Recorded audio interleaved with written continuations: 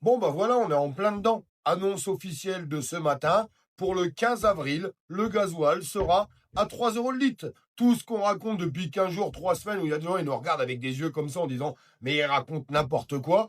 Eh bien, on y est. Donc, annonce pour le 15 avril avec du gasoil à 3 euros le litre. Il s'exprime pour dire que malheureusement, ça risque de continuer d'augmenter et qu'il faudra pas s'étonner à atteindre les 3,50 €, voire plus.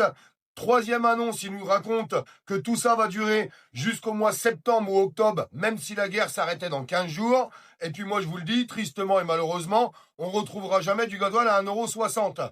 Le gouvernement observe, le gouvernement regarde, pas l'ombre d'une colère, pas l'ombre d'une revendication, rien du tout. Quand on se balade dans le territoire, on voit rien. Alors, est-ce qu'il serait pas intéressant, tout le week-end, si on s'y met tous ensemble, avec un petit peu de volonté, d'aller placarder au minimum?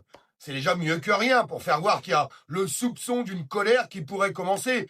Aller placarder sur les ronds-points, sur les stations-service, partout, nos revendications pour demander la baisse des taxes et la réouverture du gasoil russe. Je suis désolé de vous le dire.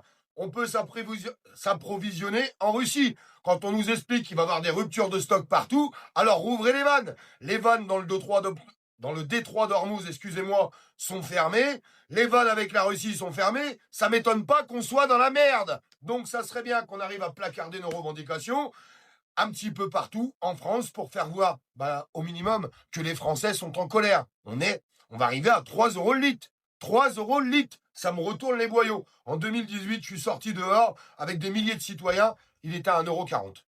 On va arriver à 3 euros le litre et pas l'ombre d'une revendication. Alors là, il faudra pas me dire, ah bah non, on peut pas aller placarder nos revendications partout, hein. On n'a pas le temps ou trouver un million d'excuses.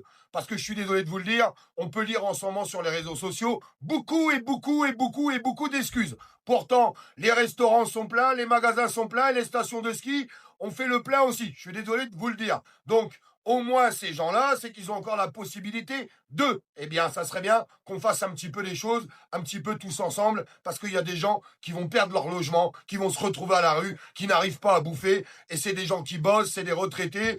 Enfin bref, tout est en train de s'écrouler et pas l'ombre d'une revendication. Quand est-ce qu'on placarde au minimum nos revendications partout, sur les stations-service, dans les ronds-points, sur les panneaux, absolument partout pour faire voir qu'il y a peut-être quelque chose qui pourrait se passer et forcer l'opinion publique à dire ah ouais, peut-être que les Français sont en colère. Parce qu'aujourd'hui, pas un seul mot pour les citoyens et puis rien du tout du gouvernement. Vous savez pourquoi?